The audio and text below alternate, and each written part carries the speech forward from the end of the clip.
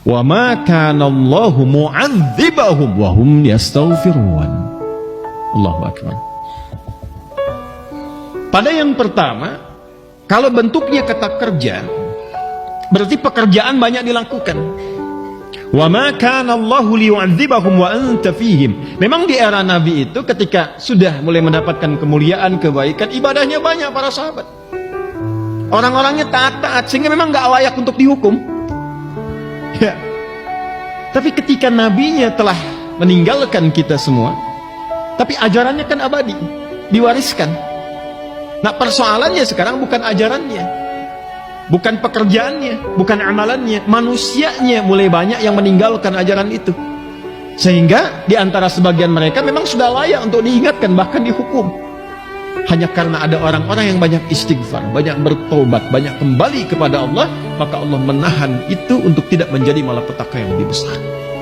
Saya merasakan satu renungan yang mendalam dari mulai rentetan gempa yang terjadi di Cianjur, kemudian ke Garut, kemudian setelah itu geser bahkan ke wilayah Jawa bagian timur, di Sukabumi, kemudian Semeru mulai, dan beberapa yang lainnya mulai tergerak. Anda bisa berkata dengan teori ilmiah bahwa ini ada pergerakan secara geografis begini, secara geologis begini, secara fisiologis seperti ini. Ya, itu hitungan teman-teman. Tapi semua ilmu itu ketika dipelajari sejatinya adalah untuk mengantarkan kita lebih dekat hubungannya dengan Allah Subhanahu wa Ta'ala. Dan desain kebangsaan kita, sila pertamanya ketuhanan yang Maha Esa. Jadi hal yang harus pertama kita koreksi dalam diri ketika banyak musibah terjadi, hujan yang sejatinya kita harapkan menghidupkan tanaman, bebuahan, tumbuhan dan panen yang indah itu, sekarang longsor kita temukan di berbagai tempat, banjir bandang, beberapa air meluap, beberapa kemudian terjadi hal-hal yang tidak kita inginkan. Pertanyaan pertamanya, wahum yastaghfirun, di mana orang-orang yang tobat itu? Jadi saya ingin mengajak, ayo kita posisikan, karena saya belum melihat ada yang menyeru sampai dengan hari ini ada orang yang ngajak tobat. Di mana imannya kita? Kaidah pertama bagi insan beriman itu ketika muncul musibah, maka imannya akan tergerak untuk mendekatkan dirinya kepada Allah. Dan skema pertama dalam Quran itu istighfar. Wa ma kana Allahu mu'adzibahum wa hum yastaghfirun. Mudah-mudahan pengingat ini tidak menjadi hukuman. Coba dikoreksi. Mungkin ada perilaku sekarang ini yang betul-betul harus dievaluasi. Bukan hanya di tempat-tempat yang Allah ujikan dengan musibah itu. Boleh jadi yang terkena gempa reruntuhannya itu syahid di hadapan Allah secara syahid akhirat. Tapi bagaimana kita yang akan berpulang kemudian? Tapi ada perilaku apa juga di sekitaran kita, baik di tempat itu, di sekitaran kita saat ini. Ayo perbaiki. Boleh jadi ada perilaku-perilaku yang tidak disenangi oleh Allah Subhanahu wa Ta'ala, alih-alih yang semua potensi kebaikan bisa kita dapatkan di wilayah negeri yang makmur ini, tapi belum kita rasakan kenikmatan keseluruhannya itu. Maka saya ingin mengajak membuka pertemuan kita di malam ini, perbanyak tobat pada Allah Subhanahu wa Ta'ala, perbanyak istighfar, perbanyak istighfar, perbanyak istighfar, yang mudah-mudahan dengan itu mengembalikan suasana hati kita lebih dekat dengan Allah Subhanahu wa Ta'ala, dan dengan itu rahmat Allah kembali diturunkan kepada kita untuk meraih berkahnya. Kami punya posko, buat posko di Cianjur, Wahkir, dan itu sudah terlinkkan hampir di wilayah-wilayah di Indonesia yang termitigasi kalau ada bencana-bencana atau musibah-musibah yang seperti kita rasakan. Semeru, kemarin ada ujian, tim kita sudah ada di sana yang menyiapkan alat dan sebagainya. Saya ingin cerita sedikit tentang Cianjur. Saat hari pertama itu terjadi, kita bikin posko sampai terakhir. Sampai sekarang kita siapkan bikin masjid permanen dan beberapa fasilitas umum.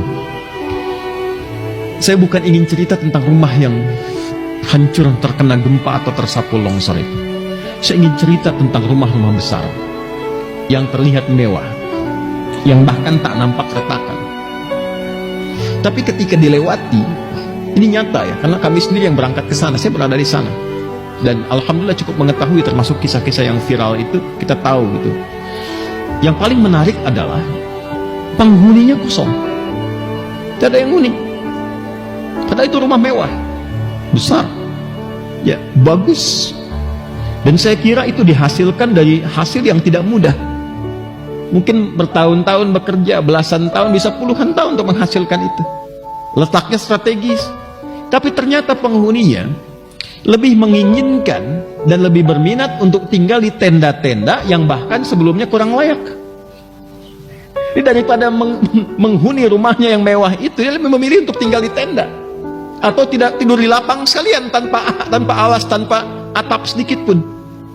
Ternyata pada satu titik, apa yang Anda hasilkan dari pekerjaan dan masih seragam yang Anda gunakan sampai malam hari itu, pada satu titik itu tidak akan banyak menolong Anda dari hasil pekerjaan Anda itu ketika terjadi suasana yang menyentuh iman kita untuk dikembalikan kepada Allah Subhanahu wa Ta'ala.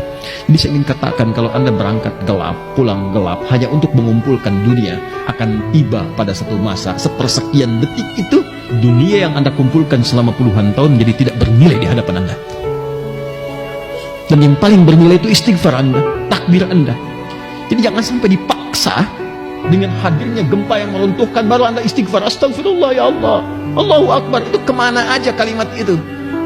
Yang dididik dalam sholat selama 5 waktu dibuka dengan Allahu Akbar, tak pernah dikumandangkan misalnya. Apa harus dikasih gempa dulu? Kasih banjir dulu? Kasih longsor dulu? Dikasih musibah dulu? Mana istighfar itu? Ya. Mana tawakal kita kepada Allah? Mana taubat kita kepada Allah? Sedangkan skema taubat dalam Al-Quran itu bukan hanya dilakukan saat seorang hamba melakukan maksiat, bukan.